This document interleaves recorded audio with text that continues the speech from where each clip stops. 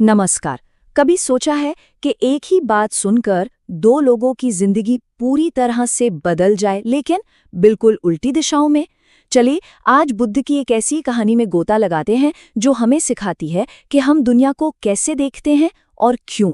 मतलब कमाल है ना, एक ही संदेश और एक आदमी सब कुछ छोड़कर सन्यासी बन जाता है और दूसरा वापस अपने घर गृहस्थी में पूरी तरह से रम जाता है। आखिर ये कैसे हो सकता है? चलिए इस दिलचस्प पहेली को सुलझाते हैं। तो कहानी शुरू होती है महात्मा बुद्ध के एक प्रवचन से। बस प्रवचन खत्म होने ही वाला था जब उन्होंने कुछ ऐसे शब्द कहे जिसने सब कुछ बदल दिया। और वो शब्द थे, जागो, समय हाथ से निकला जा रहा है। बस इतना ही, एक सीधी लेकिन बहुत ही शक्तिशाली, बहुत गहरी पुकार। और पता है, ये शब्द जैसे ही हवा में गूंजे, पूरी भीड़ में मानो एक लहर सी दौड़ गई। लोग फौरन उठे और बिना कुछ कहे अपनी अपनी राह चल दिए। हर किसी के दिमाग में बस वही शब्द घूम रहे थे।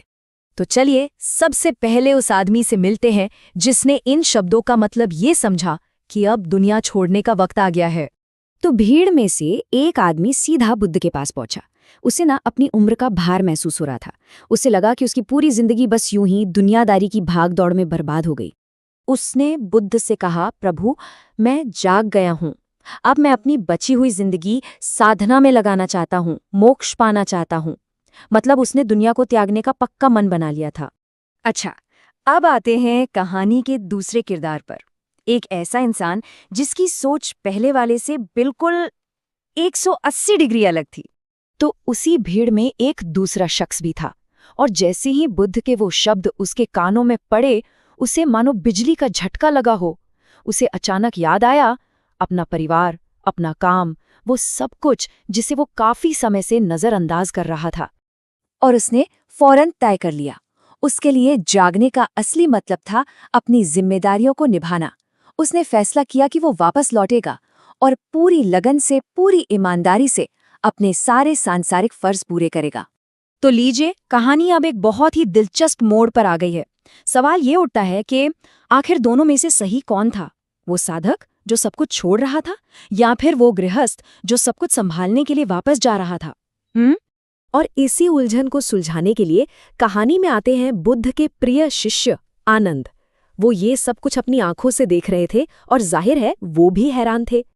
आनंद का चकित होना तो लाजमी था। उन्होंने बुद्ध से पूछा, भगवान, ये क्या हुआ? आपने तो एक ही बात कही, फिर ये कैसे हो गया कि एक सन्यासी बन गया और दूसरा वापस दुनियादारी में लौट गया? ऐसा क्यों? अब इस सवाल पर बुद्ध ने जो जवाब दिया वही इस पूरी कहानी का निचोड़ है। उन्होंने सिर्फ एक शब्द का इस्तेमाल किया, पात्रता। अब ये पात्रता क्या है? इसका मतलब है किसी भी इंसान की अपनी अंदरूनी हालत, ज्ञान को, किसी संदेश को पाने की उसकी तैयारी, उसकी क्षमता। अब जरा इसे ऐसे समझिए, प्रेरणा, इंस्पिरेशन तो दोनों के लिए एक ही थी। बुद्ध का वो कहना, जागो, लेकिन दोनों की पात्रता यानी कि रेडीनेस वो बिल्कुल अलग थी। एक आध्यात्मिक शांति खोज रहा था और दूसरा अपनी जिम्मेदारियों के बोझ तले दबा हुआ था। और इसीलिए एक ही संदेश का असर दोनों पर एकदम अलग हुआ। और यहीं पर बुद्ध का वो अद्भुत ज्ञान सामने आता है। उन्होंने आनंद को समझाया, आनंद, दोनों ने ही सही सुना। मेरा संदेश तो बस एक आईने जैसा था, और हर किसी को उस आईने में वही दिखा जिसे देखने की उसे उस पल सबसे ज्यादा जरूरत थी। तो इस पूरी कहानी का आज के दौर में क्या मतलब है? इसका असली टेक अवे क्या है? देखिए, जागने का मतलब कोई एक खास रास्ता चुनना नहीं है, ना संन्यास, ना गृहस्थी। इसका असली मतलब तो ये है कि कोई भी जिस रास्ते पर है उसे पूरी जागरूकता, पूरी चेतना के साथ जिए। ये एक तरह का कॉल टू एक्शन है कि हम प्रेजेंट में रहें, डेडिकेटेड रहें, फिर चाहे वो साधना हो या सांसारिक जीवन। मतलब सही काम वही है जो किसी की अपनी तैयारी और जिम्मेदारी के साथ मेल खाता हो। तो आखिर में ये सवाल हमारे मन में भी उठता है, किसी के लिए भी ये जागने की पुकार क्या हो सकती है? इसका मतलब क्या कुछ छोड़ देना है, या कुछ नया अपना लेना है, या फिर बस जहां है वहीं उसी पल में पूरी तरह से मौजूद रहना है? ये वाकई सोचने वाली बात है।